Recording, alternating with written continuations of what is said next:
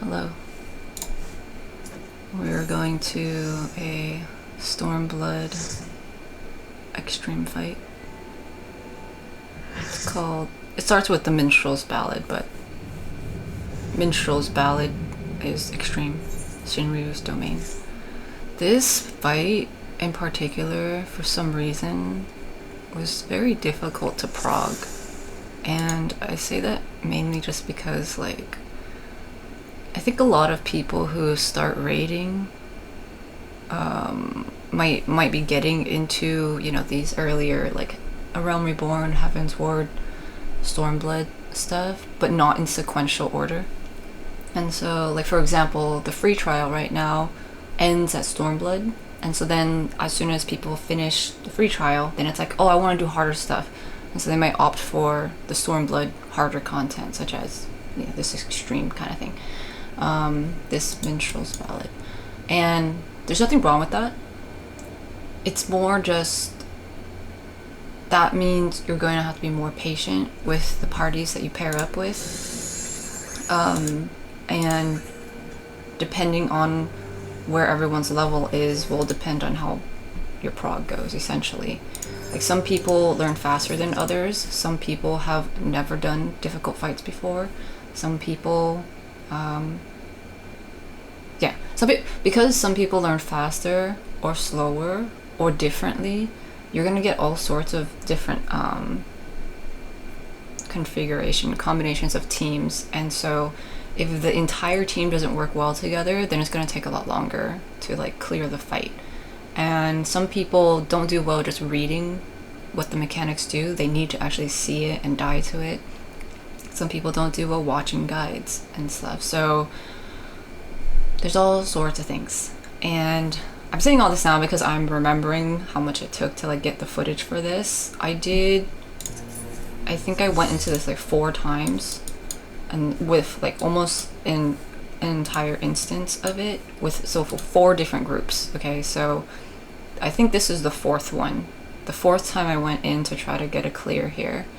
And so, you know, each of the instances is an hour, and so I spent about 4 hours over the course of, you know, a week or whatever. I don't know how long, I don't know when I did them, but over the course of time, while I was gathering footage and, like, learning the fight and gathering footage, it took 4 different groups, and each group took a whole instance to, like, get far enough. And this 4th group that I was in, we all happened to be kind of at the same wavelength, and so we were able to get the clear for it. Okay, I know I've lately been showing, like, prog videos to show the entire thing, but I don't really want to go through 4 hours of footage to show all the prog. So this video is just going to be the clear, but I'll explain things like I usually do. And just know that if you're going to go run this particular fight, it asks more of players than some of the previous fights have done, like if you're doing them in sequential order. So yeah, I'm just prefacing, because sometimes it might be like, oh, it just took like 1 pull to do a clear. It's like, no, there's a lot more that went into it. Like, even though I don't show it necessarily, like, I specifically did this fight for at least 4 hours with other people, progging the same things over and over. You know, other people might have done the fight many times in other groups too, and so you never really know. And then you just kind of hope that people are just nice and can communicate things. Okay? So I'll just leave it at that. I think I've prefaced enough. So if you go into the fight and you're, like, expecting it to be easy, you might be in for a surprise. Okay, to start off, here we've got this, like, stage here, right? And there's 9 squares. So 1, 2, 3, 4, 5, 6, 7, 8, 9. Should I use yellow instead? So it's easier to see. Okay, and so I don't remember the normal version of this fight very well. I know when I did it, it was very chaotic. I didn't really know what I was doing, but that's kind of the similar vibe here. Okay, I mean, not that I don't know what I'm doing, but, like, it's chaotic and a lot happens quickly, but it's kind of similar to, like, the normal version. But anyway, so these squares can possibly break. And if the middle square breaks, that is a wipe, from what I recall. Okay, so there are some mechanics that will break the squares, and some mechanics that will crack them. So we'll have to be on the lookout for that. So let's just run it and we'll see. Oh yeah, also we got the main boss Shinryu here, but then we also got this thing here called Worm's Heart, and so whenever you see Worm's Heart up, you want to attack that, so you'll do extra damage to the main boss.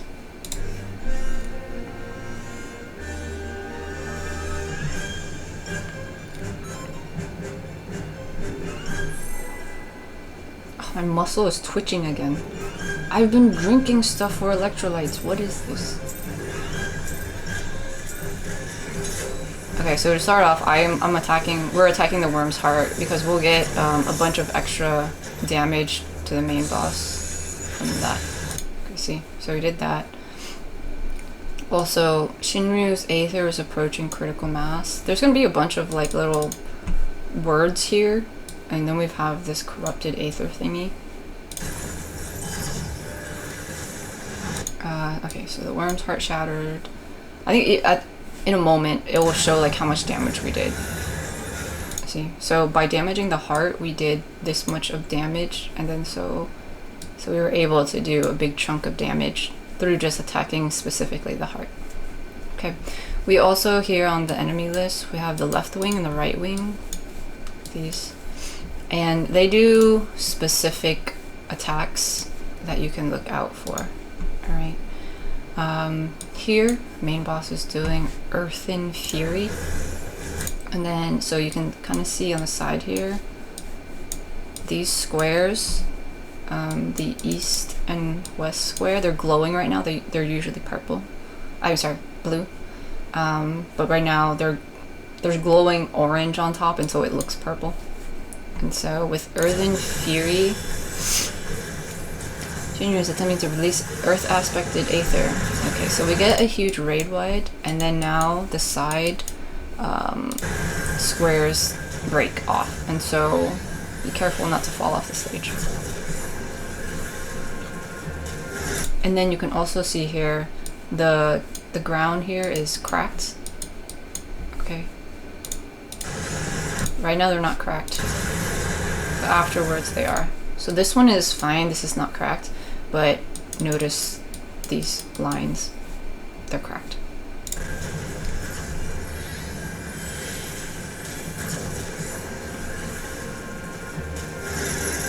Okay, for this mechanic, we get chains, and usually people will stack up all together so that the chains are closer together, and then when you run apart, you can break them. So I'm running away from my chain partner. This takes some finessing, because sometimes if you're running in the same direction as your chain partner, one of you is going to have to like go the opposite way. And so if you're struggling with that in your party, you can pick like general location you're going to run. So like clock spots. So like, oh, I'm always going to run here, I'm always going to run here, I'm always going to run here, whatever. And hopefully with that, it will be enough to break the chains. If not, then still do that, but then like adjust if you see someone running right next to you. It's like, I mean, I think we've seen this mechanic in some of the other fights, but if you're not aware, with the chains, you will connect to somebody, and the distance you are at the beginning will mean that you run X amount of distance, okay, or something like that. But if you start further away, then you have to run even further away, and like not off the stage, but like it makes it a little bit more tricky if you're already separated too far. So like if this was let's see, like if somebody was standing back here on the back platform and someone was standing right here and they were tethered together, then they have to run even further. They have to like figure out how to spread further to break the chain, and so you can't go this way, so you gotta go all the way over here.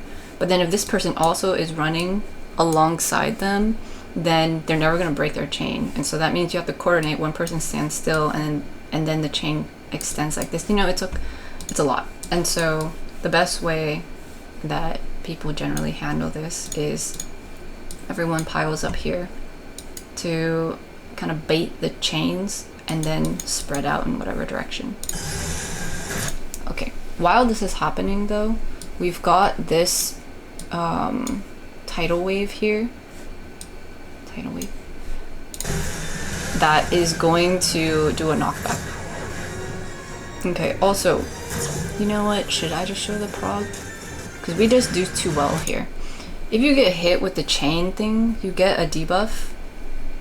No, I don't want to go. I don't want to go get the prog footage. No, it's too much to sift through.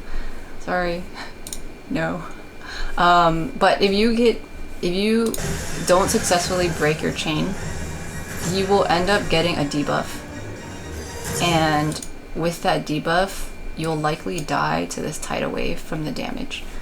I believe you get it's like this red thing with the little thing that I always forget the name of it, separation or something like that. And then you also get some sort of fire debuff. Like it's either a dot or you're more susceptible to stuff or something like that. And from what I recall, most people who had that ended up dying during this tidal wave because they couldn't get enough heals, or they were just taking like way extra damage. Okay, but with the tidal wave thing, you want to run closer to the tidal wave wherever it shows up. So in this particular footage here, it's on this side, so I want to run close to it, so you can run to the back too and run close to it like that.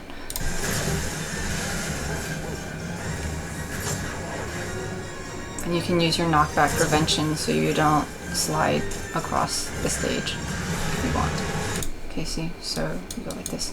The thing with the tidal wave is that it's not necessarily that it will, like, the knockback's not like this. It's not a radial one, so it's not a circular one. It's based on the stage, just cardinals. And so if the thing is on the west side, then as long as you're close to the west side, you'll get knocked back this way, like a line. If it is on the east side, you'll get knocked back like this. And so if you're on this platform, you're definitely gonna fall off. But if you're here, you'll go that way. Does that make sense? It's like, if I stand here, I'm not gonna get knocked off this way. I'm gonna go this way. And similar to if I'm here, I'm not gonna get knocked off that way. I'm gonna go this way. So it's based on just the side. It's not a radiating knockback. Okay. You can also see the tidal wave in the back over here, south. So if that's the case, then you want to ideally stand on the middle platform. So you slide this way because there's nothing here. So you'll fall off there. Okay, now there is this water puddle right here and right here. It can be at any random place. Also, these cracks in the thing can also be at random places during that first raid wide. And so these are things we'll have to keep an eye on for later mechanics.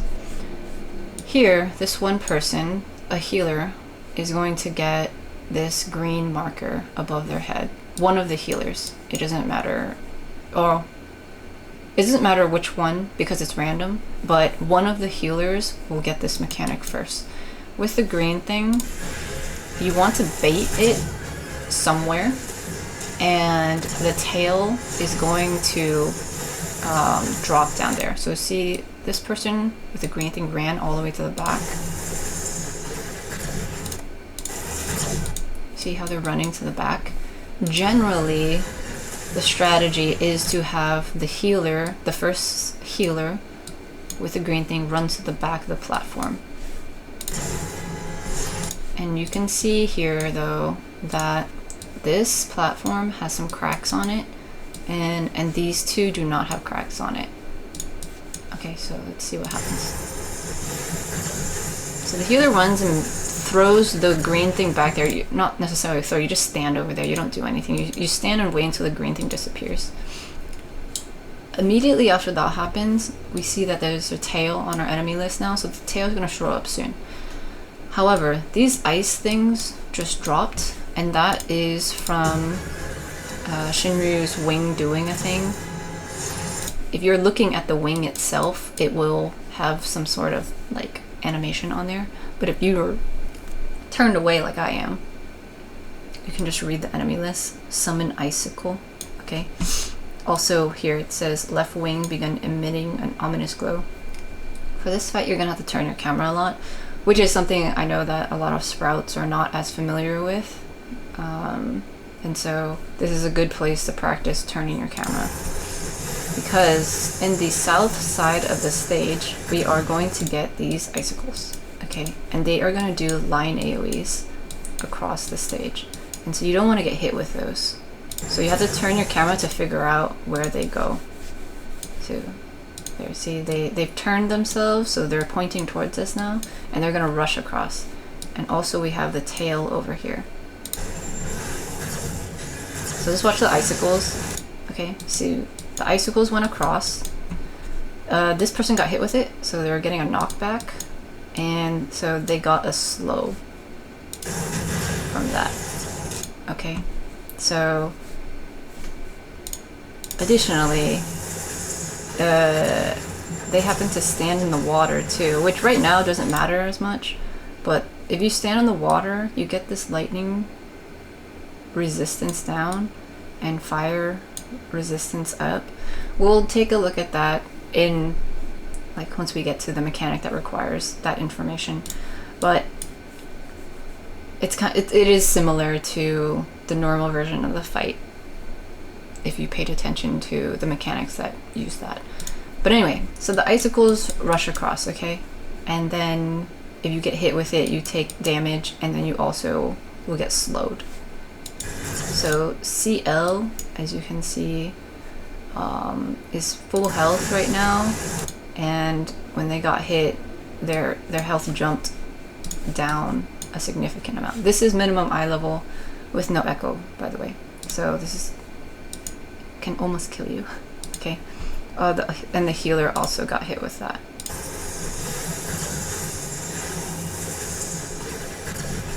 Okay, so make sure to turn your camera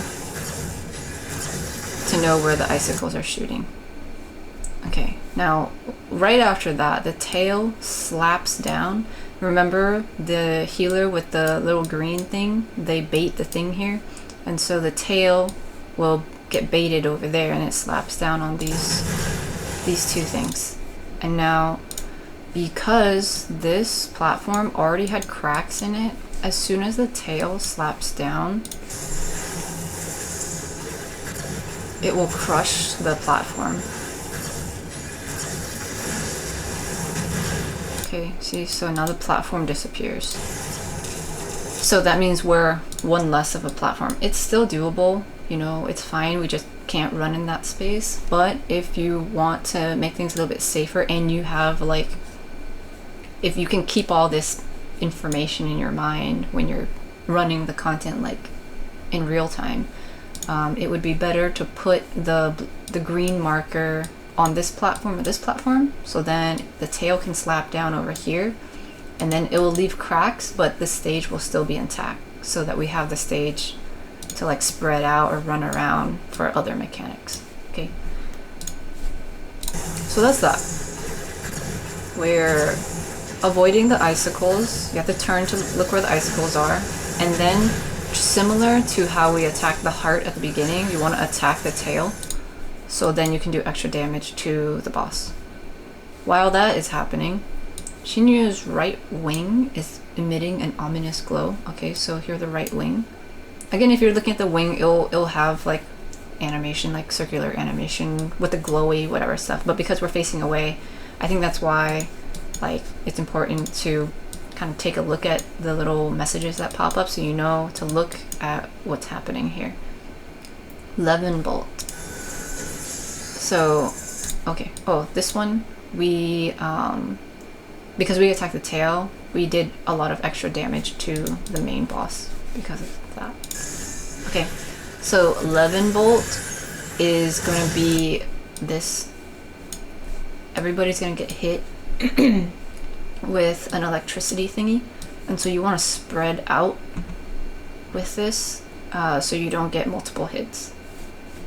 And you will get electrocution, which has the little arrows on it, and so that's a dot. It'll do damage over time. I took 4,000. It looks like this person. Oh, okay. We had a few people clumped up here, which is why there's one person with 3. Yeah, there's one person with 3. There's some with 2. Okay, so this is a spread out one. 11 Bolt. Okay. And then the slows. Oh yeah, the slows were from when they got hit with the icicle stuff. Yeah.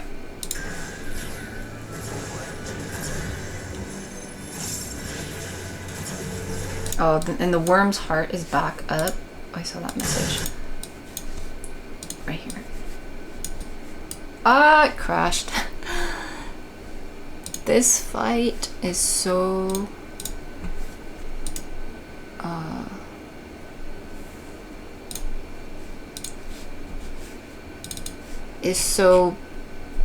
has a lot going on. Let me find it again.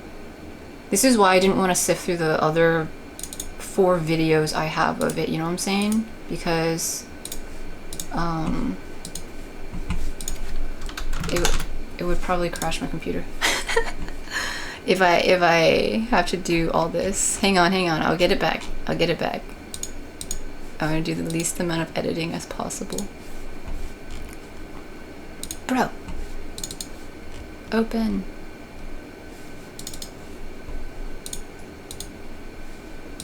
Okay, we're back. I'm probably still gonna have to edit this because stuff, but let's see.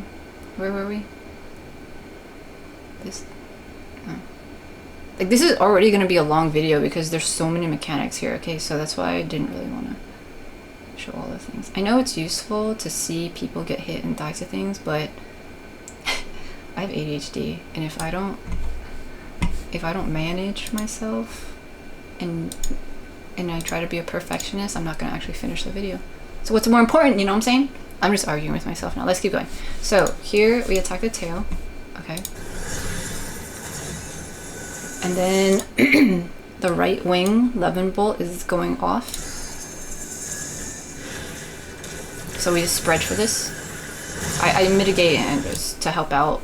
We spread for this, and around the same time, the heart has fully regenerated, and so we can attack the heart now.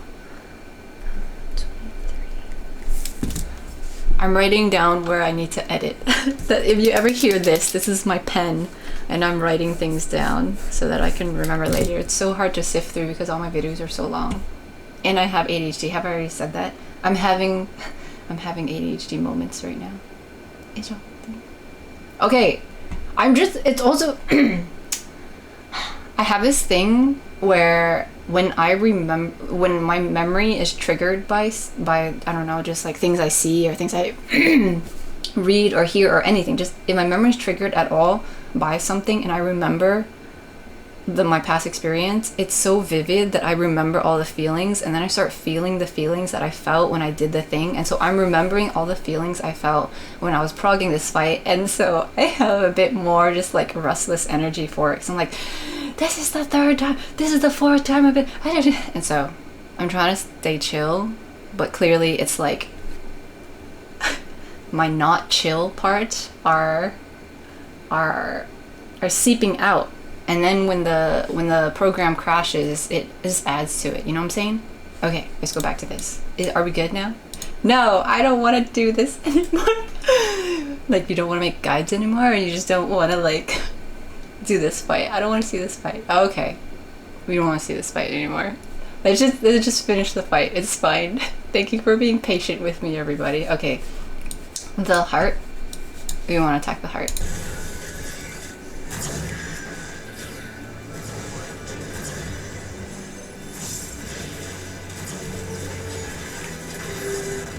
Okay, and then here we've got this this red puddle.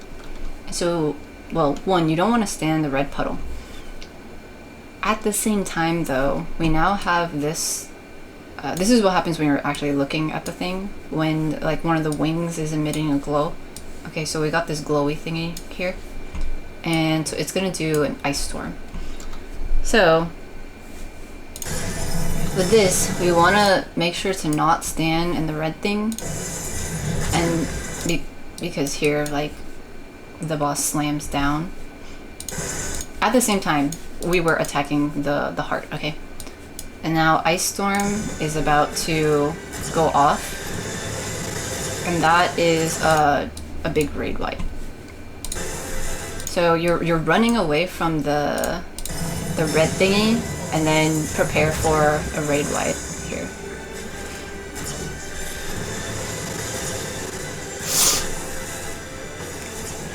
Shinryu's Aether is approaching critical mass. Okay, so whenever the Aether approaches critical mass, there's going to be like this really big attack. And so here, Akmorn is going to be the tank buster.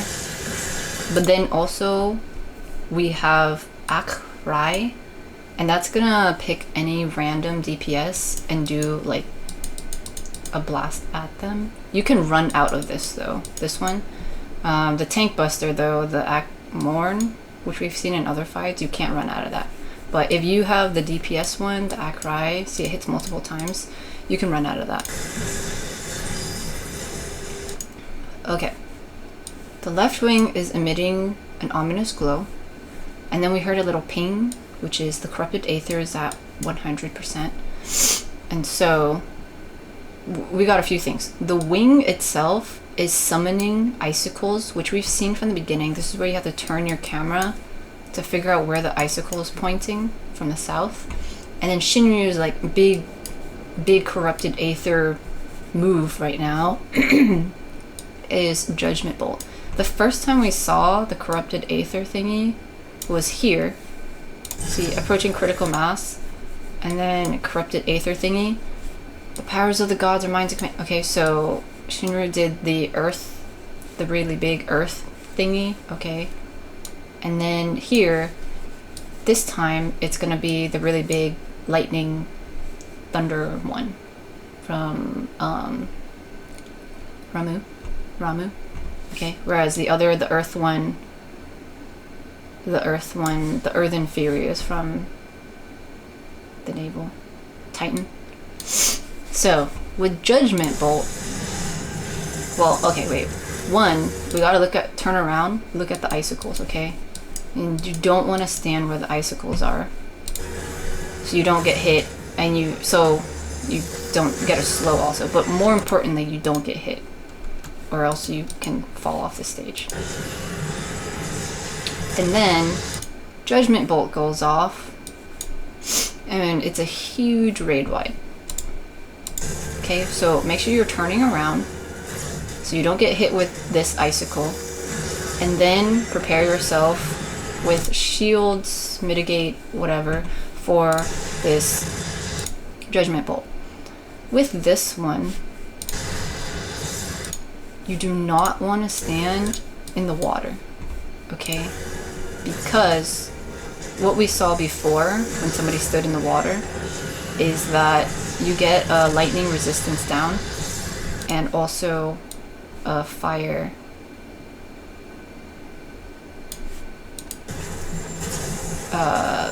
thingy. Let's see. So it is. Oh, they stood in it for a while. Okay, just momentarily I saw it. My computer can't handle all this stuff. I can see it lagging a little. Okay. So see, if you're standing in the water, this person stood in it just a little bit, you get a lightning resistance down. So that means your resistance to lightning is down. That means you're weaker to lightning. Alright, and so when that big lightning bolt raid-wide corrupted Aether thing happens, if you have this debuff where you're weak against lightning, you're gonna die. You know, like you don't want to go take a shower with a curling iron, okay? You don't want electricity and water to match up, or else you can die. Okay, but if instead the Aether, the big corrupted Aether attack was a fire attack, then you do want to stand in the water because you get a fire resistance up. So it's different, okay? So when we are in this part of the fight, where the corrupted Aether shows up and then we get a big attack, Shinryu is attempting to release lightning aspected Aether. You do not want to stand in water if you're going to get hit with lightning. Alright, so you stay out. Stay out of that. Also make sure to avoid these icicles. Okay. So, we all basically survived that. We had, you know, a few people with vulnerability stuff. It's survivable at minimum eye level with shields and some mitigation and things like that. This person died just because they got hit with the icicle and they got pushed off the stage. Okay, so and nobody was standing in water, so we were able to survive it.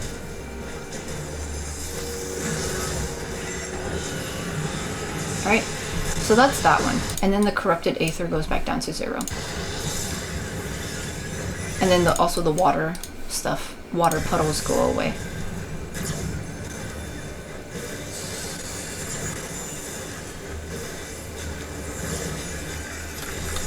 Okay, now we have a person with the green marker. It does kind of look like a tail, doesn't it? This time it's going to be a DPS that has the green marker. And so usually how people do this is the healers go first and they'll have the healers go to the back of the platform. And then here you'll have the DPS go to the front of the platform. And so you can see that this platform does not have any cracks on it, so you can go over here. Ideally, you will never put the green marker on this middle platform, the green one, turquoise, because you don't want this platform to fall at all. If you do, then we die, basically. Okay, so try to move it away. Oh, they're standing here. Oh, they're running to the back. Okay. Oh, wait. There was also... I was just looking at the green thing. But here, Shinryu's right wing is glowing. And then here you can see Levin Bolt. So Levin Bolt is different than the Judgment Bolt we saw earlier.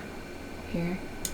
Judgment Bolt is the really big Ramu, the striking tree extreme, well, just striking tree in general, like big raid wide attack. So that's the big raid wide one. And then Levin Bolt, here. Levin Bolt is like the smaller one, but this is the one you want to spread out for. So everybody spreads out. Oh, it looks like just not everybody gets hit with it, but still you do want to spread out. So you spread out, and then the other person runs their thing in the back. Okay, so they ran it in the back. So let's see if they put it on this platform or the other one. Oh, wait. Where is it hitting? Okay. It probably snapshot because they ended up standing in the green for too long. Here.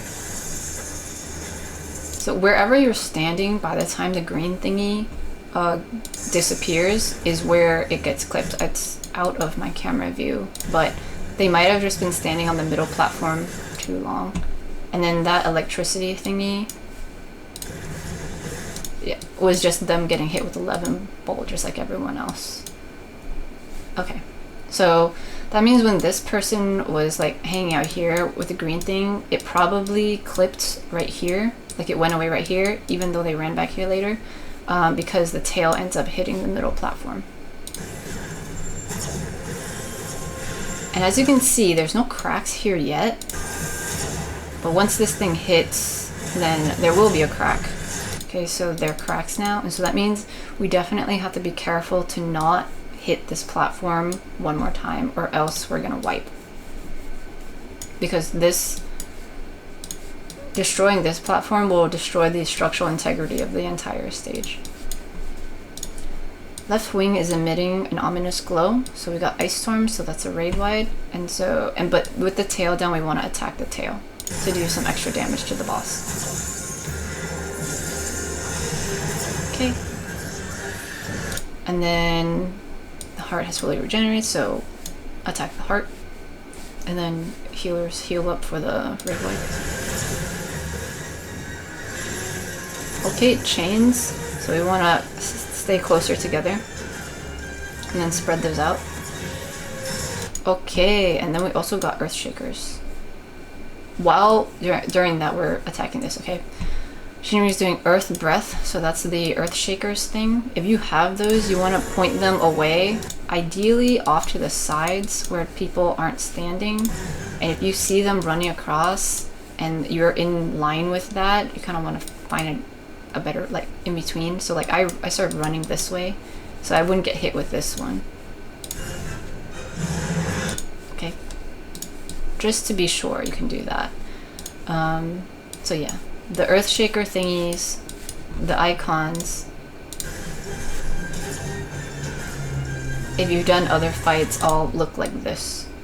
This little, it's like this or something, whatever, and it's glowing in the middle. Whenever you see this icon, it's generally gonna be like a line cone AoE thingy that explodes towards you. So you want to spread those out. And then again, we had some people with chains, and so you want to spread those chains apart. Okay, go. So they ran to the other sides of each other. If you get hit with it, you get this dot and do some damage. Okay, so the two people who had the markers obviously got hit with it, and it's fine. It's just part of the mechanic. But if everyone's getting hit with it, you can imagine like that's a little bit more challenging for the healers. Akmorn, that's going to be the tank buster. But while tank buster is going off, we also can get these Akrai ones. So I usually try to like spread apart from the other DPS when I can, just so I can see, so I don't get hit with one. Because not everyone gets hit with one, it's just one or a few. But definitely for the DPS ones, you can run out of the way. Okay, and then here the left wing has this glowy stuff, and so you can see Ice Storm is going off, so that's a raid wide. And then you should hear that little ping. That means the corrupted Aether has gone off, and so we're gonna get a really big attack soon. Okay, Diamond Dust.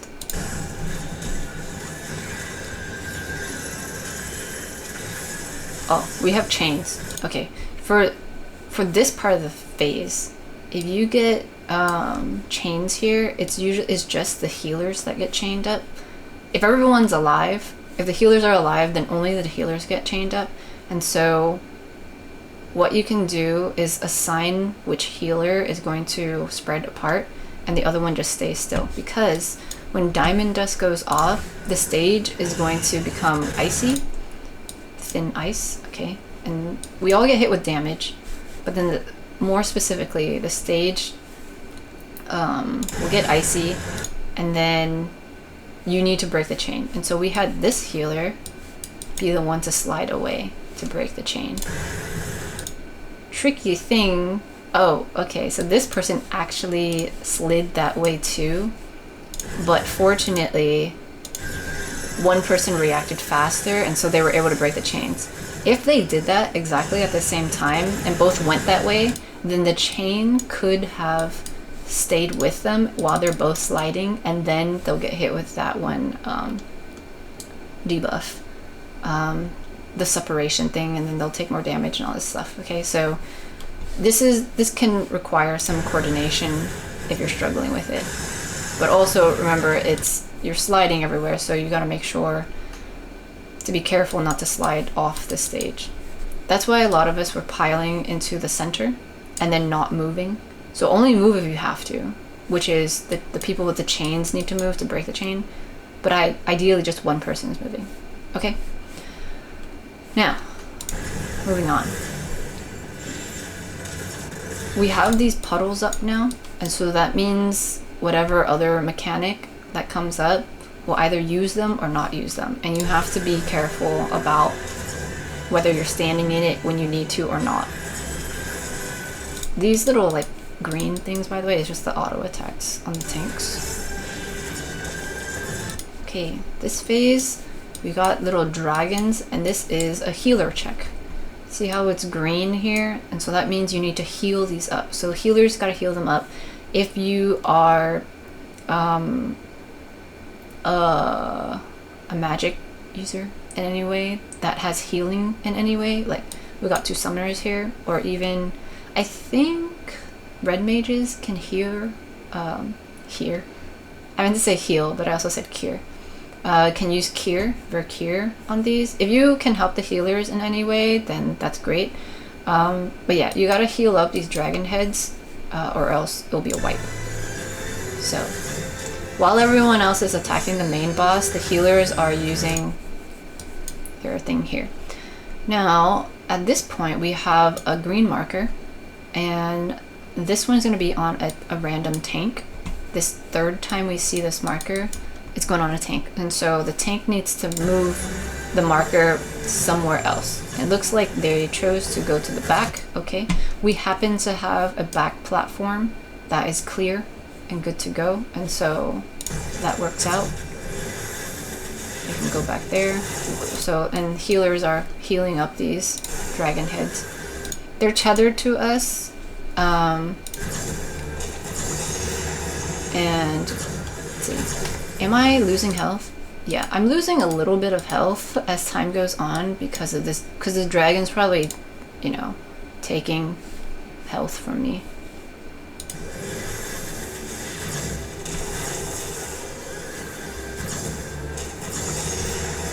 Yeah, okay, so probably what happens is because it's tethered to me, it's like taking my health and it's trying to get to full health.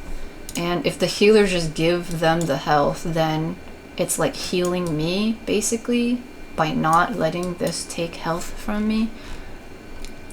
That seems like what the mechanic would be like. Let's see.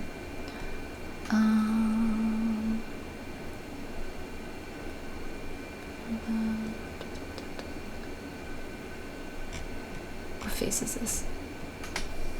That's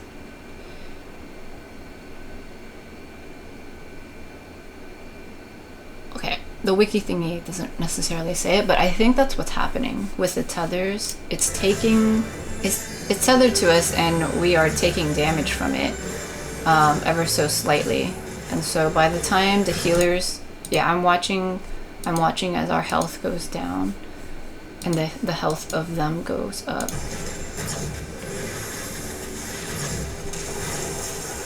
Yeah. Anyway, like, you don't have to care too much about the little finesse of how it all works if you don't want to, but I think those little things are interesting. But what you do need to remember is just make sure to heal the dragon heads. And then the tank brings the tail to a platform of some sort. And then here the tail is going to do the tail slap, so it's going to slap over here. And then we do have the worm's heart. The heart is available for damage right now. And here, so we've got the tail slapping down. This square already had a crack on it. Okay, and so that's why when the tail slams down, we end up losing that platform. Okay, and so that platform's not as detrimental as, for example, like if they chose to put the green thingy here, then the tail would have slapped here, but then we would have lost this front platform. And it's kind of nicer to have the front platforms, to be honest, so then we can see and run around where the boss is. So depending on your party, you might have other strategies of how to do things, but But here, the tank made the call to put it in the back, and that worked out for us. We lost one platform, but we still have this one. And we're gonna attack the tail, and then go back to attack the heart.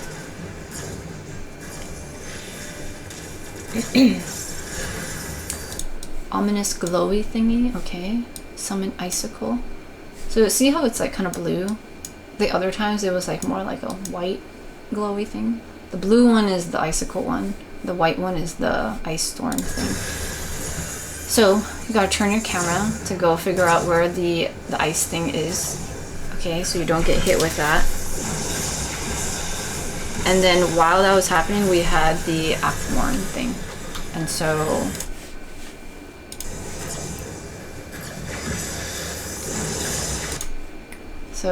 I accidentally didn't move fast enough. Like my camera movement was kind of all over the place. And so I got clipped by the thing. Okay, see, so technically I'm still in line with this icicle. And I was trying to run over, but I didn't make it. Like, yeah, I hesitated and I turned around. I thought I was far enough, but I wasn't. And so I got hit with that. So I take a lot of damage here. I get a slow. And because I got hit, I ended up in the water for a little bit. I got those lightning resistance down and fire resistance thingy. And it's fine, like getting those debuffs momentarily won't hurt me in any way because we don't have the corrupted aether thingy right now. But it would be dangerous if, for example, all that was happening and I was standing here and then I could potentially fall off the stage.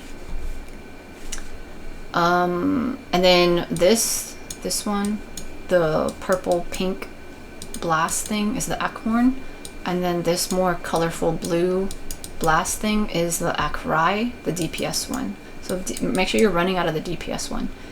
This person probably died because they were standing too close to all this stuff over here.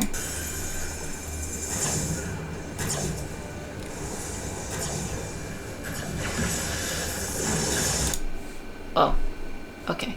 So they got the slow, so that means they got hit with the icicle, and then also they got targeted with this thingy, and so with their health so low, that's probably why they died there.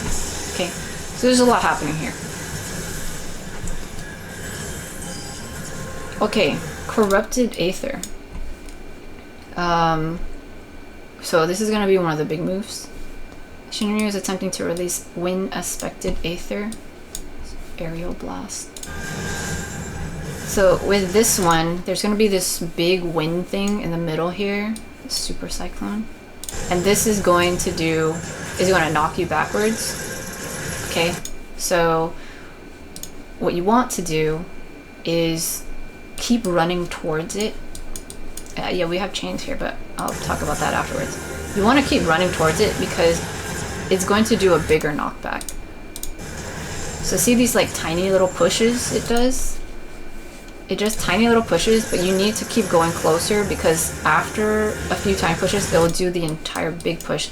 You want to make sure you're not falling off the platform, which is also why it's nice to have all the platforms intact in the front, because if we didn't have one of them, like if we didn't have this one, and you position yourself and get knocked back this way, then you'll just fall off the stage.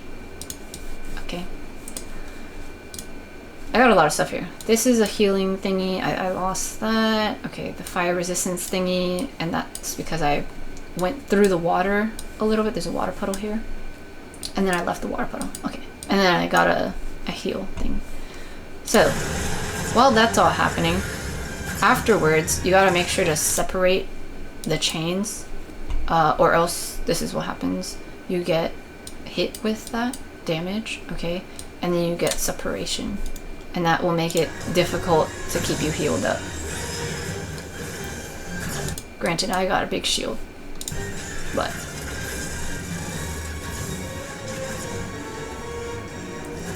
yeah, I know this. When I say having this debuff's not good, but then I have full health and shield. Yeah, we just happen to have really good healers here who are paying attention to a lot of things. But with this, so you want to make sure you're getting close, and then immediately after separate, The thing is, the longer the chains stay, the more hits of this you will take, and the more separation stacks you'll get. And so, not having it at all is going to be more beneficial.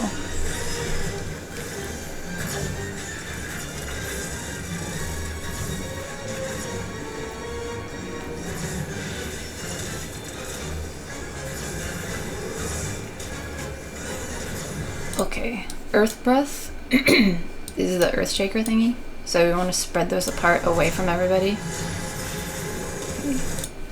And then while that's happening, we have this left wing doing a thing. Ice Storms, that's a raid wipe.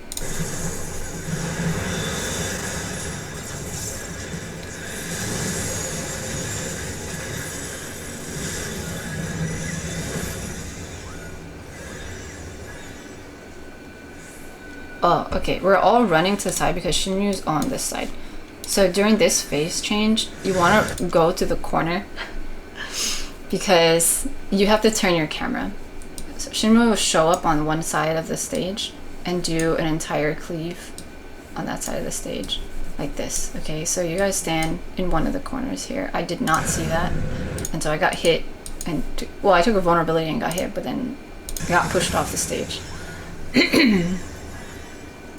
And so, like, Shinryu could be here and do a cleave like this, or over here and do a cleave like that, okay?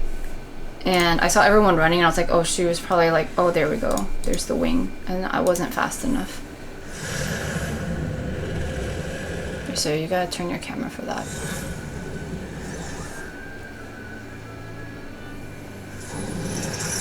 Okay. Phase change, we're gonna get fetters. So you can't move for this part. Okay, active time maneuver. So this is the one where you're clicking the button. I'm dead though, so I can't do this part.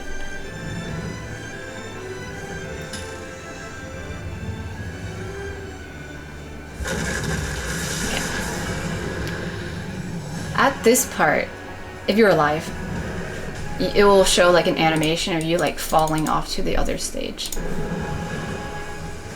Falling to this stage, and then there's gonna be like another attack thingy. So see, everyone's kind of running this way. There's a proximity marker, so you want to run to the edge towards the other platform because you're gonna have to get punted onto this other platform here. There we go. See, they're flying over. You know what? I'm going to find the other footage, because there was one attack that we did not see because we ended up skipping it. And variation, so let's just do this. See how much more chill I am now? Because I let out all of that ADHD complaining noise earlier. That's what you gotta do sometimes to regulate yourself, you know what I'm saying? You just give it some space and then everything's fine. Let me try to find a corrupted aether thing. Here, corrupted aether is almost up here. So the icicles are going off. Okay. Okay, I died to that. Okay. Let's see. Corrupted aether. Okay, this is Judgment Bolt. So this is the one where you don't want to be in the water, or else you will take extra damage. I didn't look at the icicle. Okay, so as you can see, this was definitely like a prog video. Alright. Okay, Corrupted Aether. Here we go. Earth and Fury. Oh, that's the beginning. Corrupted Aether. Here? This one? I'll find it. It'll be fine. I'll find it. Okay, Ice Storms are raid wide. Akmorn is the tank buster, and we kind of want to spread out a little for the DPS ones. Okay, so there we go. Oh, okay, here we go. Hellfire. We got Hellfire. So look out for the icicle, so you don't get hit with the icicle.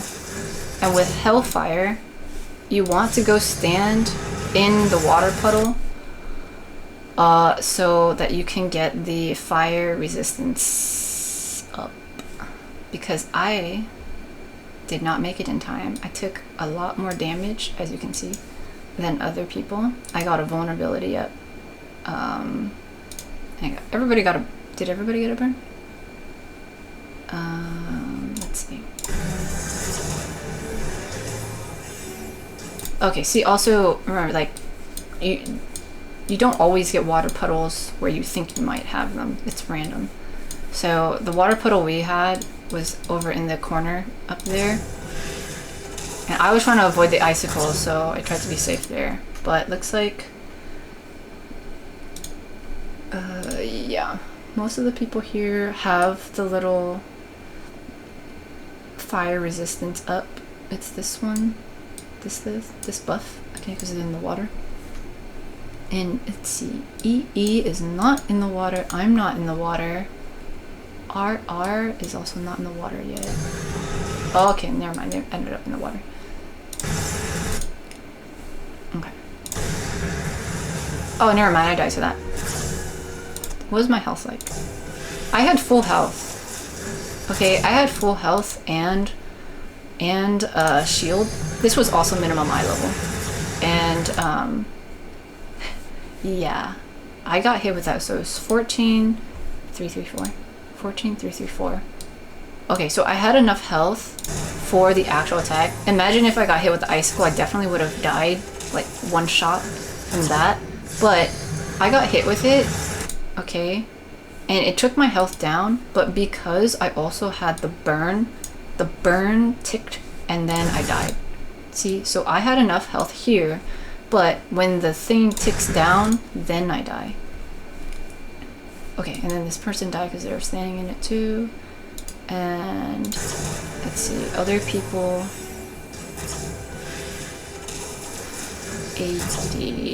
Okay, AD got hit with the icicle thing. And they also died. Okay, so I died because I wasn't in the water. They died because they also weren't in the water. AD died because they were in the water, but they got hit with an icicle. And so their health was down already. Okay, see? Their health was already down. And so they were trying to increase their health, but it wasn't enough. So they didn't have enough health at that part. And so you can see why the icicle can like totally kill you, right? Let's see what happened with EE.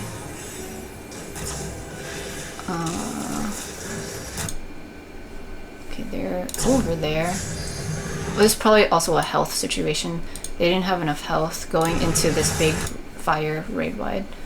And so they ended up dying too. Alright. Let's see if we see that again. Correct. Anything?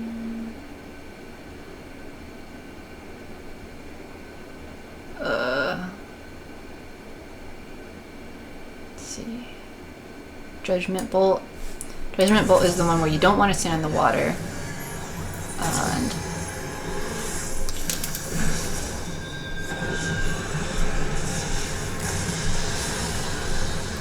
I didn't die to that because I had the Transcendence thing.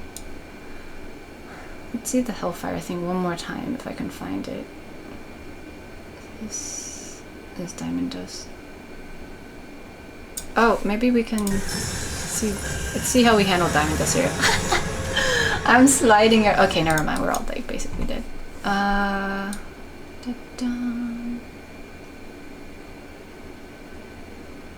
Let's see if there's a Hellfire here.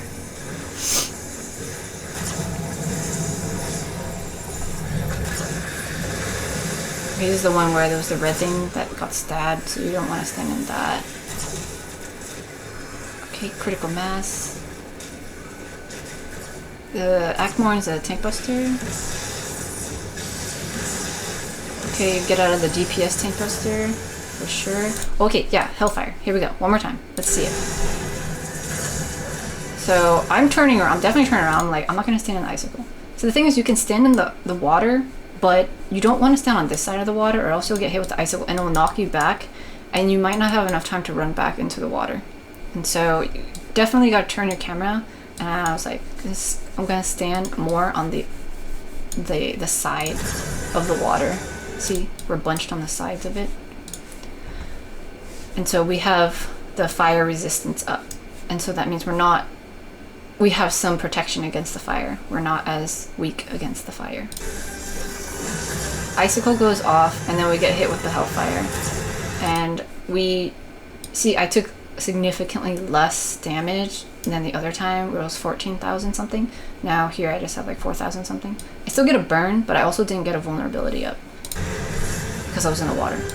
And if you're not in the water, I think you do get a vulnerability up.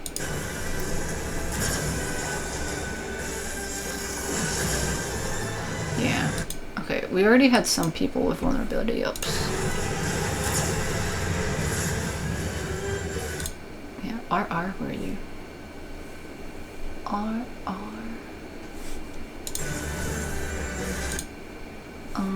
Because they had a vulnerability up, so I want to see if they were in the water, because they didn't have one before. And then the fire thing goes off, and then they have one. Oh, they might have gotten hit with the icicle. Oh no, that was probably a previous icicle, because this icicle hadn't gone off yet.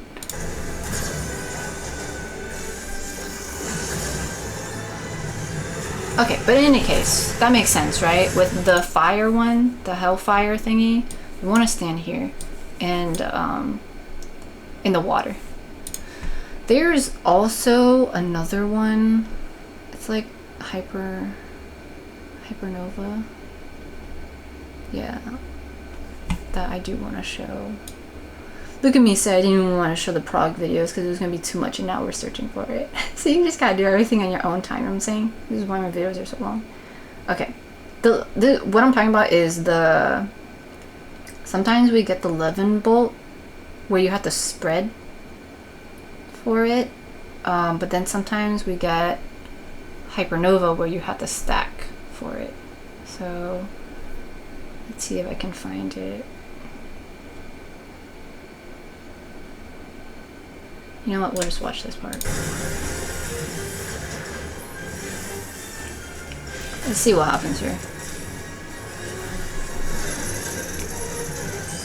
Okay, chains, you gotta spread out. Run towards the tidal wave or use your knockback prevention stuff.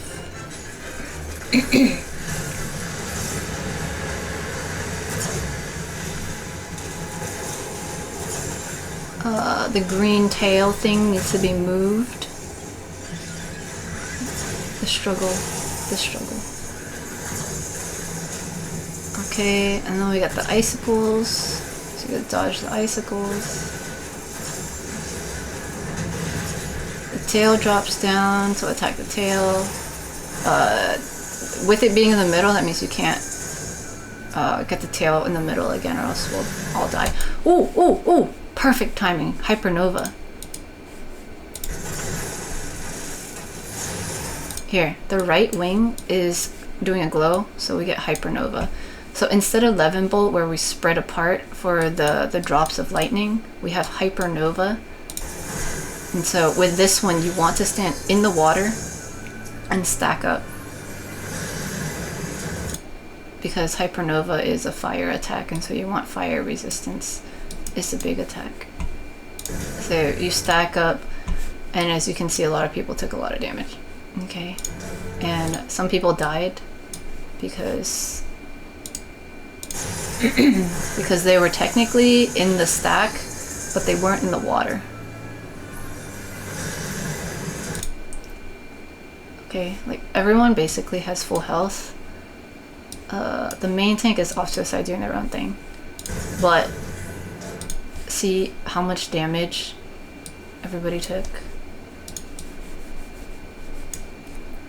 I took 8,000, this person took like 7,000 something. But this person outside of the water took 20,000 something, and this one also took 20,000. So that's why it's important to stand in the water for the fire attacks, so you're protected from it. Man, I'm so good at investigating. Okay, are we done with this one? Let's go back to here. So during this phase change, okay, I know I'm skipping around, but I remembered that there were other variations. So before we get to this whole next second part of the fight, I want to show all those. To recap, we had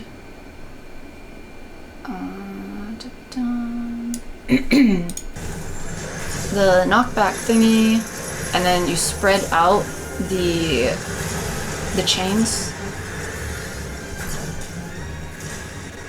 Okay.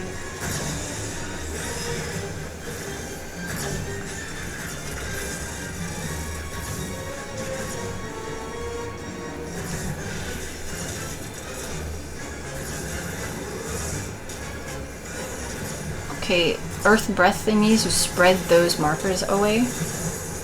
Ice storms are raid wide.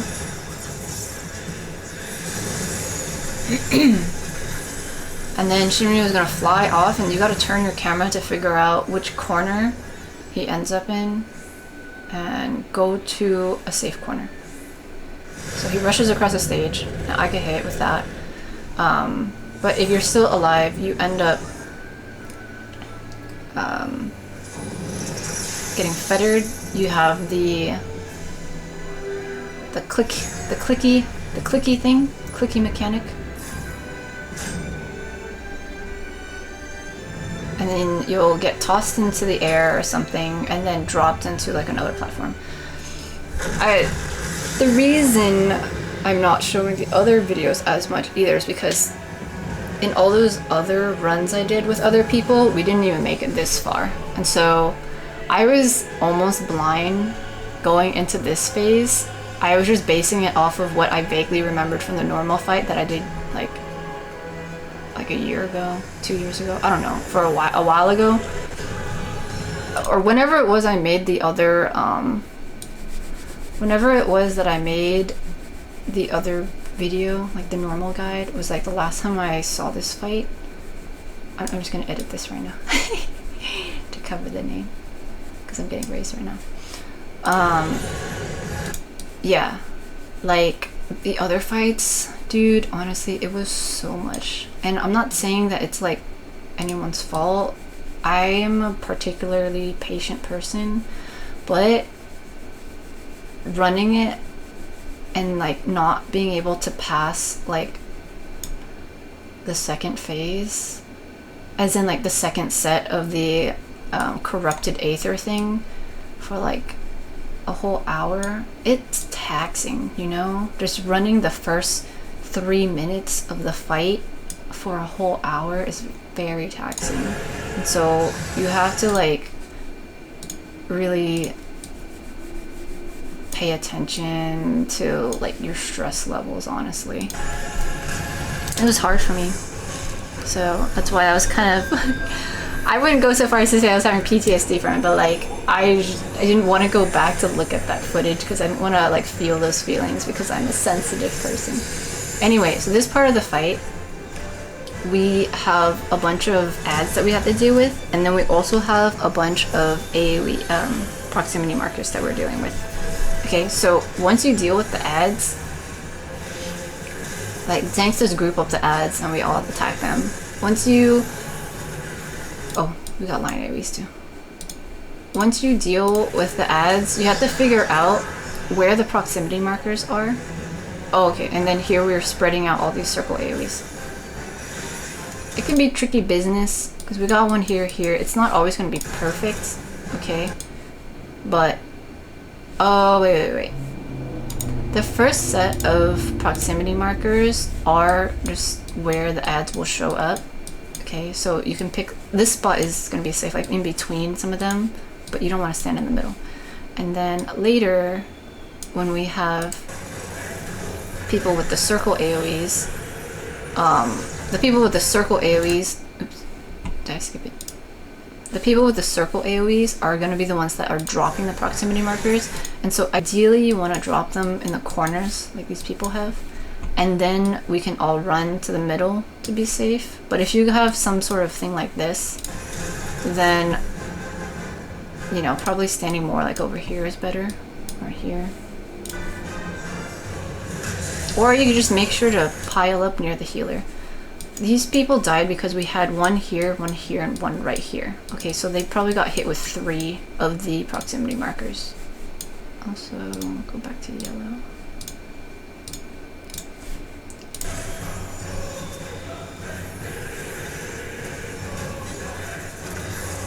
Also, the ads spawn wherever those proximity markers were dropped. Now we've got little AoEs here to deal with.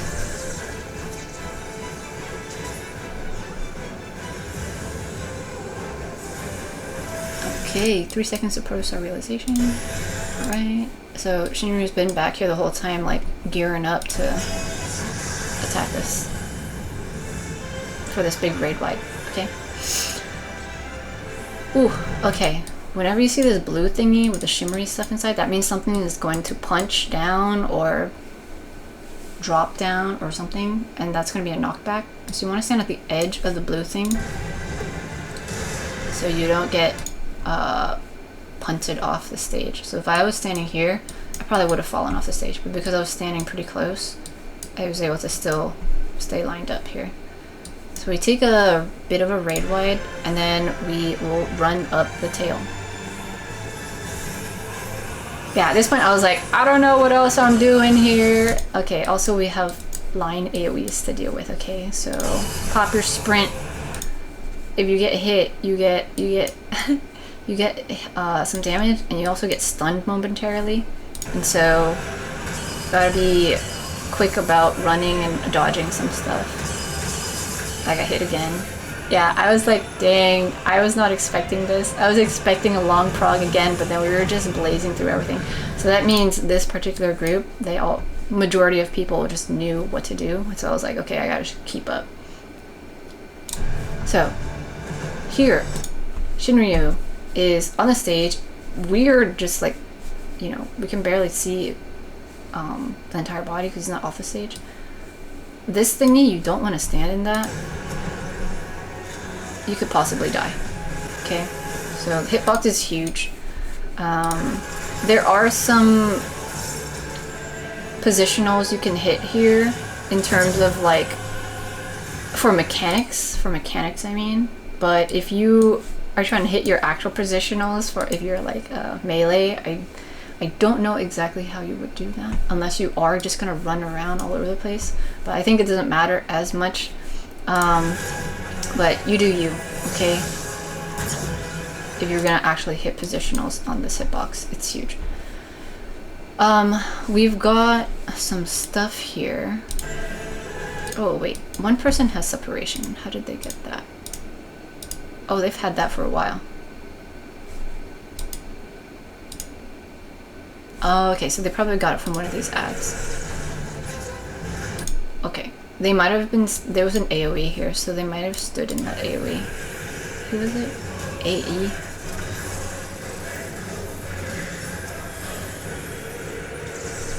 Oh yeah, they're like right here. I think they might have gotten hit with that one thing, and then so they got the separation thing. Okay, anyway. This part here.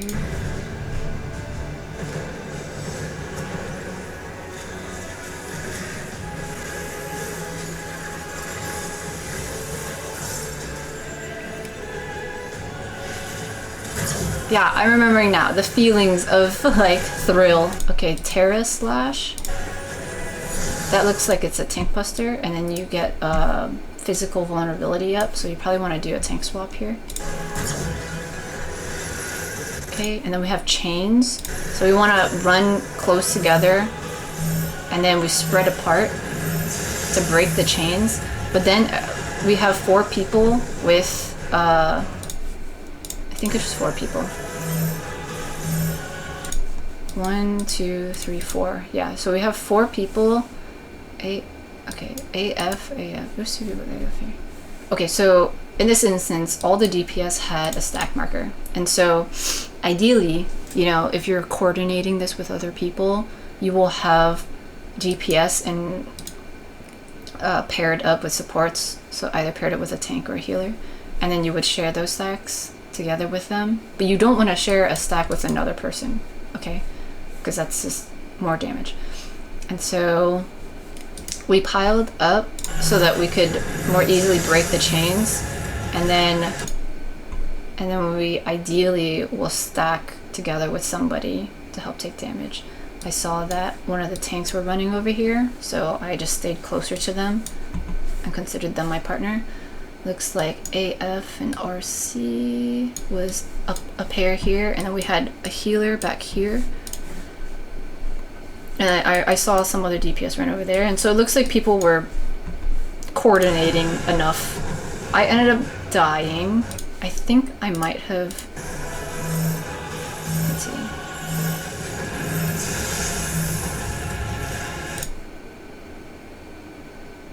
Oh, I got hit with the burning chain, so I didn't break my chain fast enough.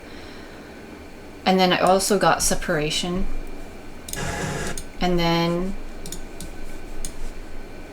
I got hit with the stack thingy.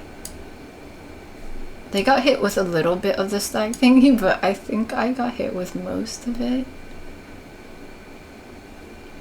But definitely because I didn't break the chain fast enough, I wasn't able to survive from this hit.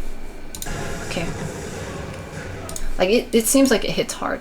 And it looked like people were somewhat stacked. Like, everyone else survived.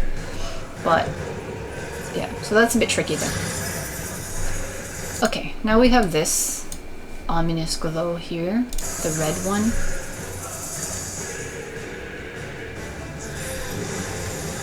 So we got ice. Oh, we got ice stuff. And then you get hit with a deep freeze. Okay, okay. I'm gonna have to read the wiki for this. Okay. Burning chains, atomic ray. Okay. Ice storm with freeze and player. Okay, so with the ice storm one, you have to be moving around or else you'll get frozen. Okay.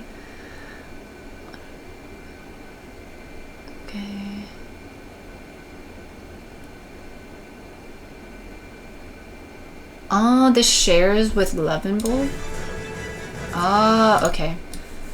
So this shares with Levenbolt or Hypernova. And so it seems like for this mechanic, I think the other wing is probably showing a different, like, glowing whatever thing. And if I was alive, I'd probably be able to see more of this stuff. But the ice storm goes off, which is, we've seen this before, it's like a raid wide, but additionally to this, you need to be moving around so you don't get hit, so you don't get frozen. And then with the Hypernova thing, Hypernova, you want to stay stacked together. And the Levenbolt, you want to stay separated. Then we could read this to confirm. Levenbolt, a delayed blast of lightning that will affect the area that each player was standing in when the cast has been completed. In short, Levenbolt has been cast. Players must move away from where they were standing at the time. Due to overlapping ice storm, players can deal with this combo by standing together near the boss to bait the Levenbolts to a predictable area. Oh, okay, so you can bait it. Moving to us on the spot to avoid being frozen by ice storm. Then moving around the boss, preferably away from each other, to avoid the oncoming Levenbolt damage in the baited area. Okay, so you bait that. In between that, you have to move around so you don't get frozen. So then you don't stand in the bait, I guess. Hypernova, the other version, a delayed blast of shareable fire damage. Yeah, we saw that. Without protection, the damage is particularly vicious, hence players should stack together and allow ice storm to freeze the entire group together. Oh! So you do want to get frozen. Is that why everyone got frozen? Giving them much needed fire resistance. Oh shit! That makes sense. So you do want to get frozen. Dang. This is an interesting fight. On doing so, the group will share the damage and eventually be thawed out of the ice by resulting fire damage over time. Yeah. Once released, healers should be ready to top up the group as soon as possible. That's pretty neat. Like I said, this is like the only footage I got of it because it was a very hard fight to prog, and so I'm just reading off the wiki what things say. Interesting. Okay. So I'm not sure what the tell is exactly, like I said, because I'm dead, but I think over here you might see it, and if I was alive, I would have an enemy list to show, so then it would say like, whatever this is being cast. But okay. Oh wait, the left, I think the left wing is the one that always does certain things, and then the right wing always does the other ones or something like that, right? Okay, anyway, So it seems like this is the fire version, and so we have the ice thingy, and because it's the fire version, you want to stand still so you get frozen, so then you have protection, because we don't have ice puddles here, but you turn into your own ice puddle. Okay, and then you take fire damage. Yeah, and then see the person who was running around, who was moving a lot the entire time, they ended up dying. But everyone else who was standing still, ended up surviving. Yeah, that makes sense. Okay, and so then the opposite is true for the 11-volt one. You want to be moving around so you don't turn to ice, so then you can dodge out of the lightning thingy. Cool. Okay, Wormtail. Wait. Wormtail? Worm Whale. Worm Whale. Let's see what this does. Okay, we got an LB thing here. Okay, I saw some people running in here, and it looks like if you're running into this thing, you get doomed. Okay, but they did that on purpose. And then they ran out. Okay, let's read this one. This is why I didn't want to make my videos called guides, because I knew that I wasn't going to be able to like see everything all the time. And if I do try to go in and get footage of everything all the time, that's like way extra work. And I don't want this to be a job, you know what I'm saying? And so I just wanted to say they're raid stories. Okay. My ADHD's coming back. Let's focus. Shinryu will follow up on the previous combo with one of two abilities. Benightening Breath or Worm Wall. Worm Wall or Worm Whale? Was it Worm Wall? It's Worm Whale. Okay, so it's a typo. Benightening Breath is a large frontal AoE with a bright purple telegraph that can cover a sizable portion of the area. Okay, so you can see that. Anyone unlucky enough to be caught in the following blast will take immense damage and also receive an infirmity debuff. By comparison, Worm Whale is an arena-wide attack with only one safe spot inside Shinryu's hitbox. Oh, that's why people were running inside, even though you can get Doom.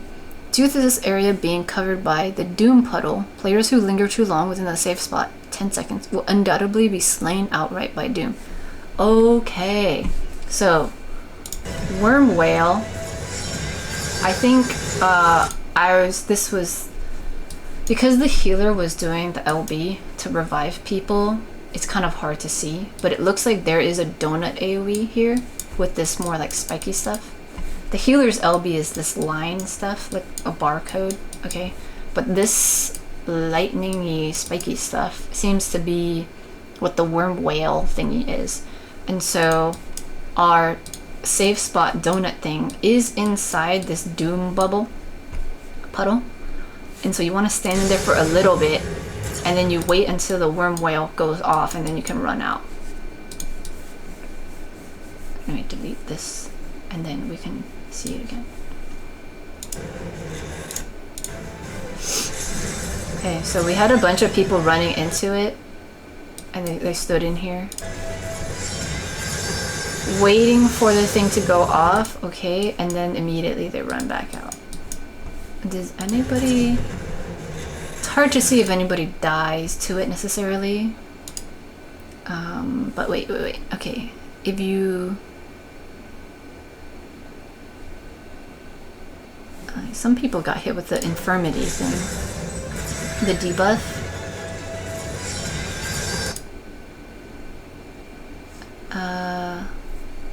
Let's see. QJ... RC? Okay, RC gets hit. HS gets hit. And they were hanging out here. AF... Well, AF has this, so they were brought back to life. And then this other AF. What's that? So I think the person who didn't get hit with it was AE, because they didn't get infirmity or they have Doom. So I think they were the first person to run in. Let's see. Wormwhale, yeah. AE is the first one to run in, so I think they knew the timing of it. They ran in, whereas other people were kind of like about to run in, but because they were actually in the thing during the hit, they didn't get hit with the infirmity thing, and then they ran immediately out afterwards. But then other people were kind of slow to do that. Okay, intentions were there, but timing is a whole thing. Okay, Terra Slash, the tank buster. Okay, and then you get the physical vulnerability thing, so you want to do a tank swap. Oh, and then the little dragon heads show up again. Okay, see, also because I'm back to life, I get my enemy list, so I can see the wings and what they're doing. Okay, so we've got the dragon heads again, and so we gotta heal those up, alright? And as the dragon is attached to me, I'm slowly losing health. But this healer down here is healing this dragon to help out. Yeah, I think at the beginning, some of the healers did coordinate which dragon heads they were going to focus on. Ooh. HP regeneration is nullified and damage is taken slowly over time. See? So it's taking my health. So, okay, HP regeneration. So like my auto healing is nullified, so I don't get auto heals. And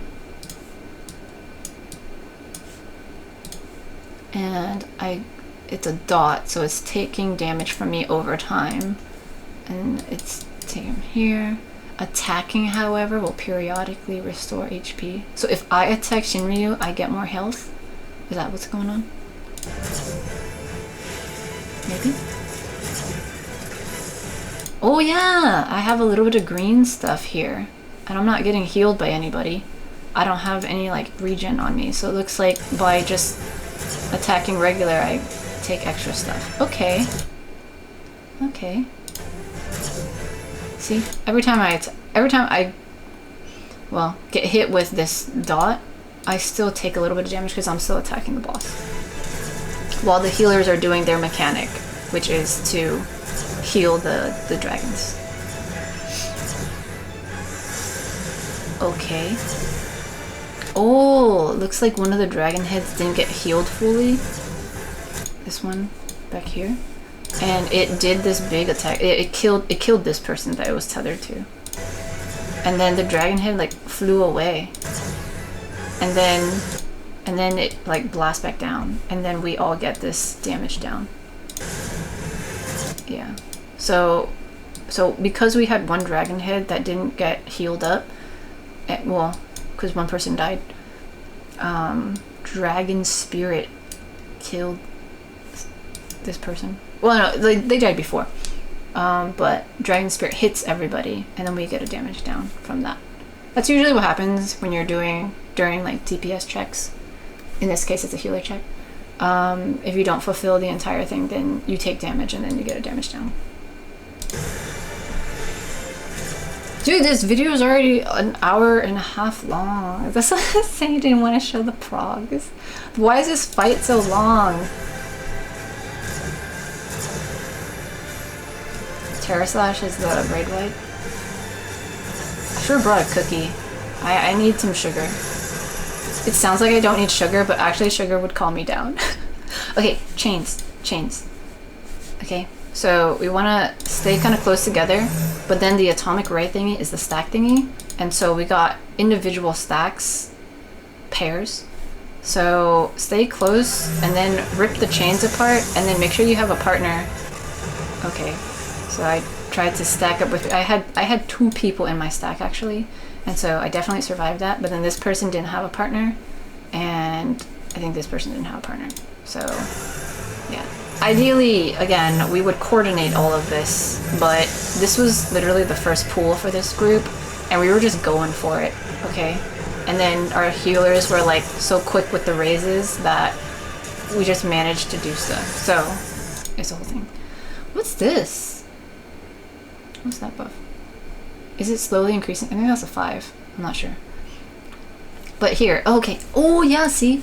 Right wing is emitting an armor skill, and we can see here on the hitbox, sorry, not hitbox, the enemy list, we have Ice Storm from the left wing, and then Hypernova from the right wing. And so Ice Storm is going to either freeze us or not freeze us, depending on if we're moving or not. And then Hypernova is the fire attack. And so the shared fire attack. So we want to pile up and get frozen. I don't know if I do this correctly. I'm just standing with people. I'm running around a bit, so I end up getting hit with the Hypernova because I don't have the fire resistance thing because of the ice thingy. I'm still alive though. Okay, so again, for the Hypernova, you don't want to move at all. Okay, you want the deep freeze for the Hypernova so that you have fire resistance from being frozen. Okay, and like, okay, so we all have our health up. We'll see how much more damage I take than everyone else. See, I took way more because this is like, I'm not standing in a puddle, but I wasn't in my own ice thingy. And so everyone else took a smaller amount of damage and I almost died. But it's fine, I didn't actually die. I did mitigate everybody though. That's nice. Okay. Oh, this is the opposite one of the other one. The worm whale? Worm wall? Was it worm wall or worm whale? But the other one was the donut AoE, remember? And then you have to walk into the doom puddle. This one is the big cleave, so you don't want to stand in this. If you stand in this, looks like you get 10k of damage and an infirmity.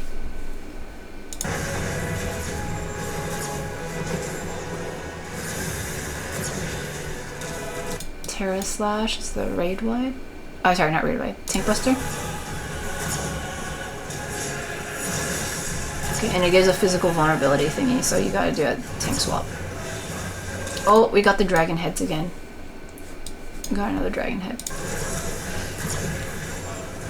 This is also kind of a chaotic thing because, like, usually the boss isn't covering this much of the stage, you know what I'm saying? And then you don't have like an actual death puddle right there next to you. But yeah, so healers will heal up these little dragons. Having shields is like super nice here so that the dragons taking health from the people isn't gonna kill them as much.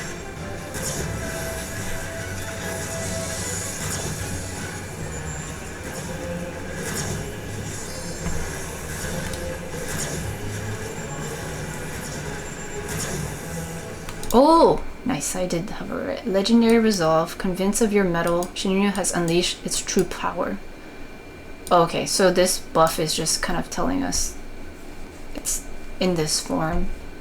I think that's probably what the blue scale is. Did it have it since the beginning? Ever since this part? Yeah, okay, so there was no buff thingy here, but as soon as we get to this phase, he has it. Okay, so that's just letting us know he's like powered up. So those attacks that we saw earlier in the fight, like the beginning of the fight, when we had the 9 square platforms over here, like the variations we see over here is going to be like boosted up, you know what I'm saying?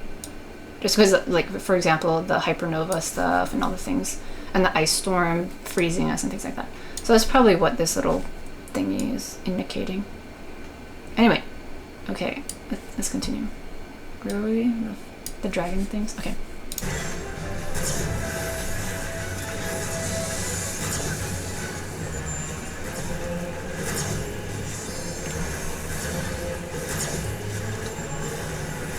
These Stormblood ones were like some of the last ones I got footage for because it was so difficult to find people to like do these fights. And then when I did find people who wanted to do the fights, it's usually like sprouts and stuff. And again, nothing against sprouts, you have to learn somewhere. But it took so much more patience and so much more like mentoring and kind of resolving the stress levels of not getting clears and like kind of carefully guiding to help people learn how they learn, how they can learn better and things like that. And so these Stormblood ones ended up being, yeah, a little more stressful for me, but they're still pretty cool fights, right? Like this whole last part, it was thrilling because I hadn't seen this part of the fight like synced minimum ILO at all, because the first 3 times I ran it, I was stuck I was stuck like here. People dying to these types of things, which again, when you're learning, it's understandable that you're dying to certain mechanics, but then like to make it through all that and then get to this next part of the fight, it takes a lot. Okay, so if you can handle all of that, that's a good sign that you can handle doing more difficult fights. But just pace yourself, because it can become a very stressful thing. And if you're not able to handle it, then go do the earlier fights to build up your tolerance and endurance and stamina for sitting in prog fights like this. Okay, let's keep going.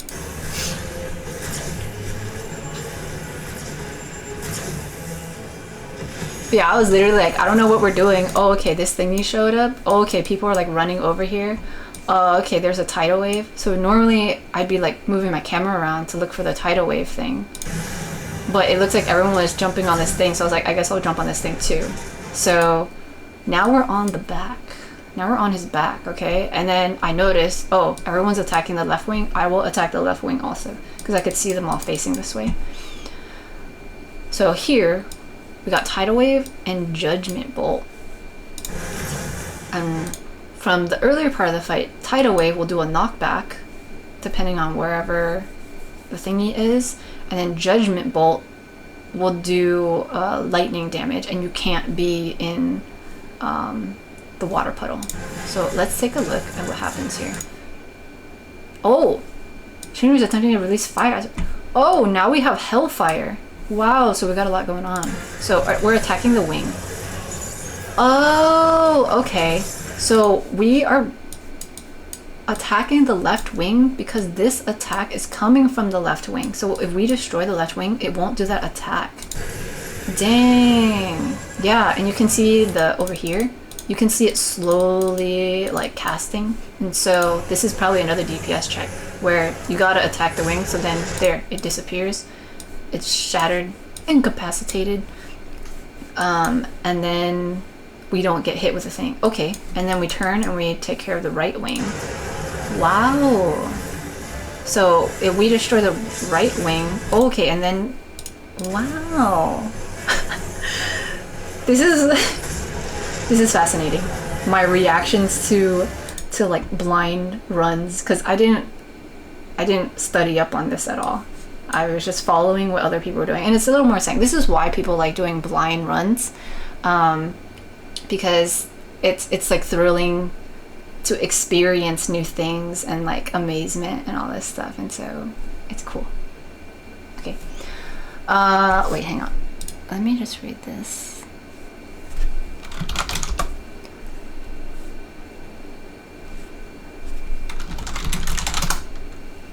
I'm replying to some stuff real quick. This guide's taking a little bit longer than I thought, so let me just tell this person. Okay, back to the guide. So when we destroyed the left wing, we ended up doing damage. Just like the other parts of the fight, where when we destroyed the heart and the tail, we did extra damage to the boss. Okay, so that's why. So destroying the wing does an additional thing. It does damage to the boss, but then it also cancels out the raid-wide whatever thingy that was gonna happen from the wings. Okay, so fun. See, like this vibe, this experience is why I keep continuing to raid, and so like I have to constantly remind myself of these types of feelings. Like, remember at the beginning of the fight, I was just like, man, I don't really want to make this guide, blah blah blah, you know, because it was like super taxing for me. But if you get a good balance of challenge and also like reward, it's nice. It's a nice feeling. It feels accomplishing to be like, oh my gosh, we did that all in one pool.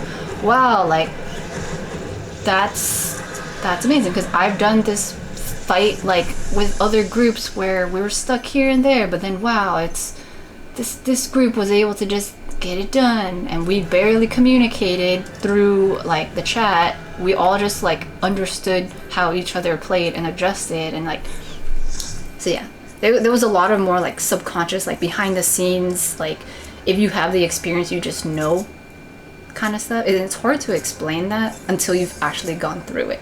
If you've lived through the experience of like progging things or like running content with other people in hard fights and stuff, then when you meet somebody who's also done the same thing, there's just this unspoken camaraderie there, and then you just get things done because you already like have a good idea of how the other person's going to function.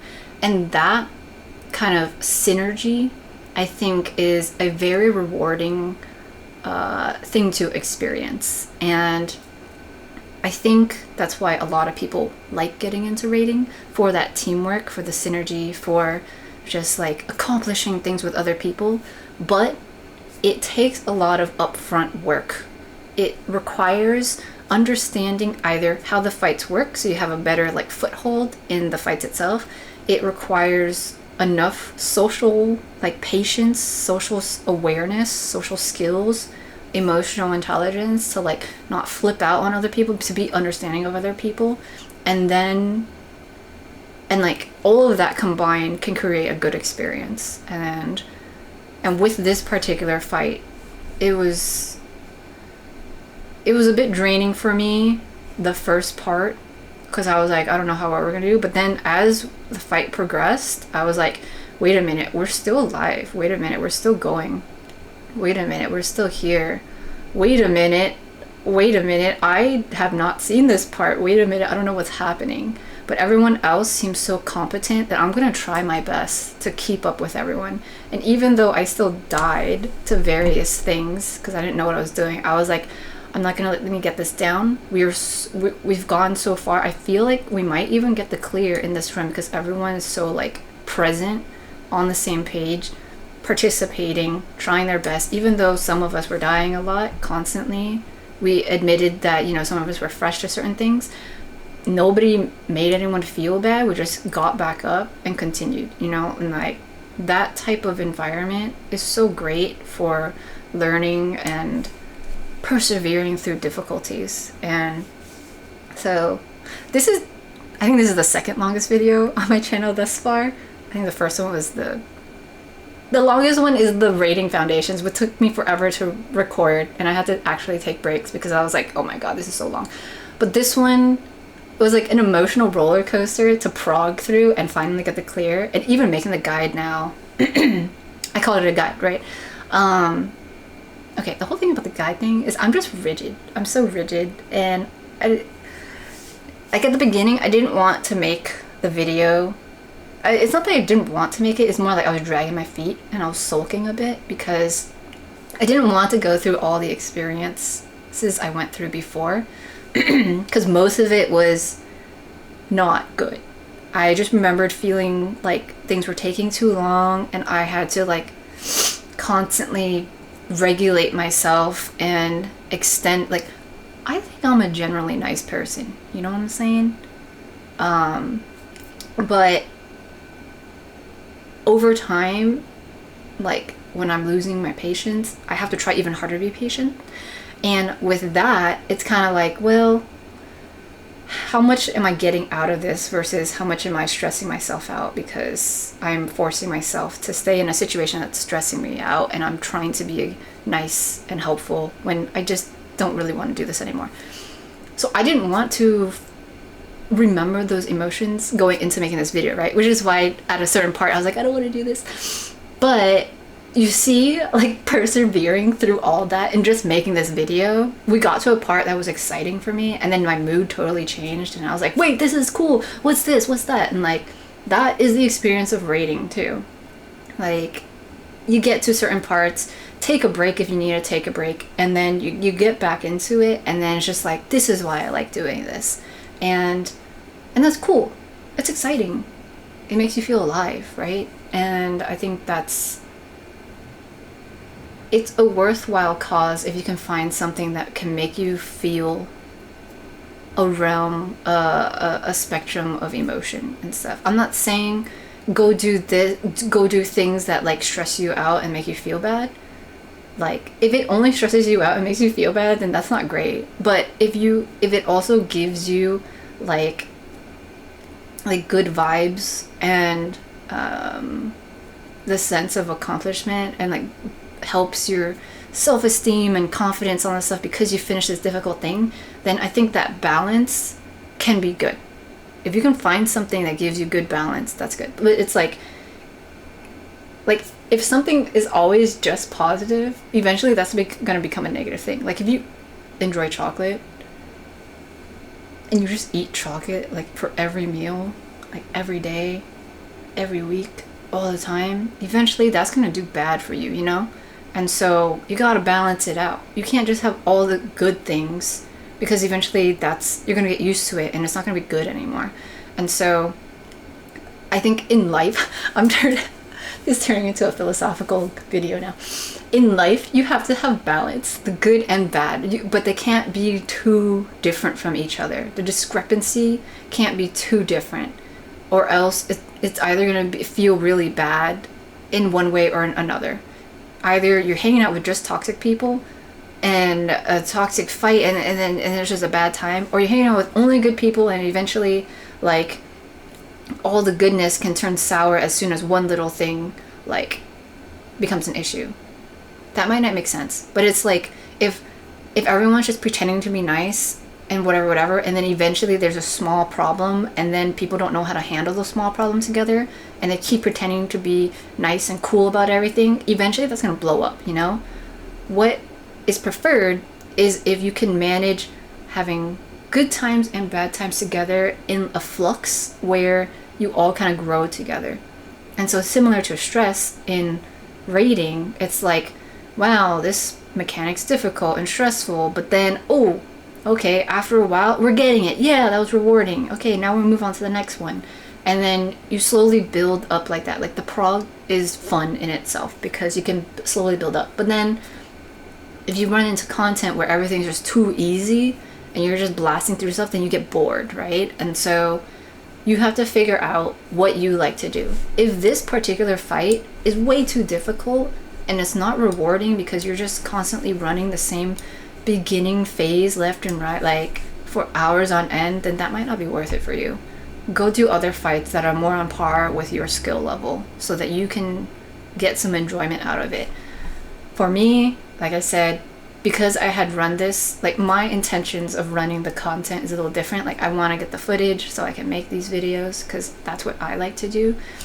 I was like, I don't know, like running this for multiple instances and not making it past stuff, like I don't know if I want to put myself through that.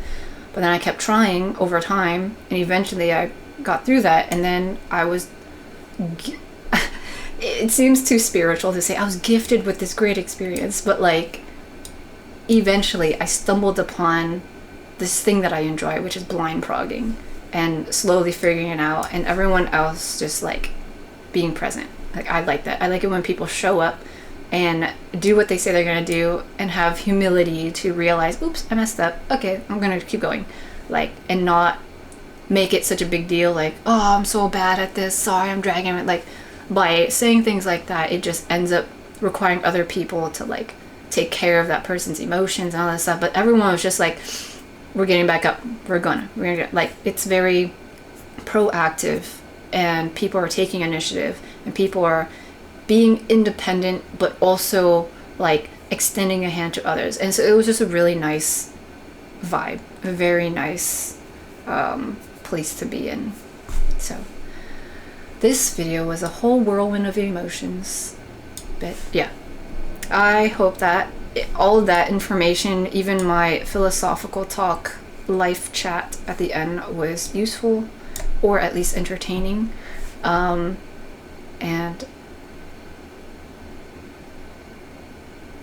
I was about to go on another rant, but I'll just say goodbye now. Bye.